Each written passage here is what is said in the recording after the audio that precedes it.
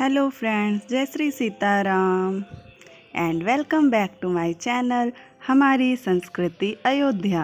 आज हम आपको परम एकादशी व्रत के बारे में बताएंगे। परम एकादशी अधिक मास की अंतिम एकादशी है। एकादशी का व्रत और अधिक मास भगवान श्री हरि विष्णु जी को समर्पित है। आइए जानते हैं परम एकादशी की तिथि, महत्व और इसकी कथा के बारे में। पंचांग के अनुसार अश्विन मास की कृष्ण पक्ष की एकादशी तिथि को परम एकादशी कहा जाता है।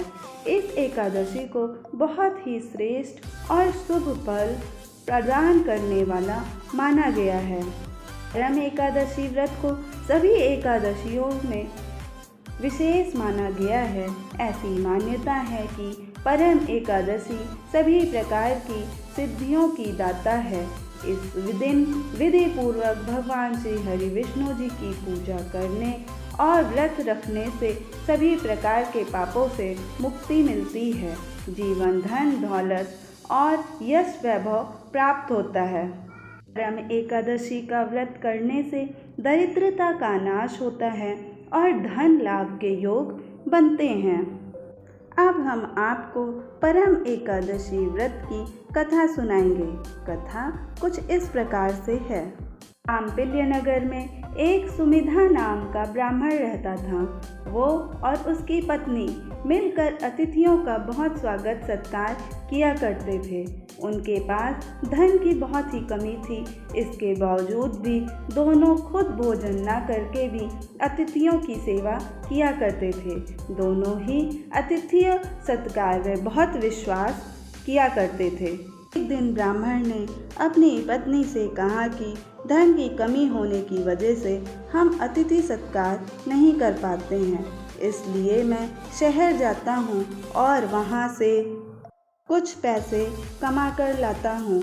इस प्रकार पत्नी ने कहा कि व्यक्ति की किस्मत में लिखा होता है उसे उतना ही धन और वस्तुओं की प्राप्ति होती है।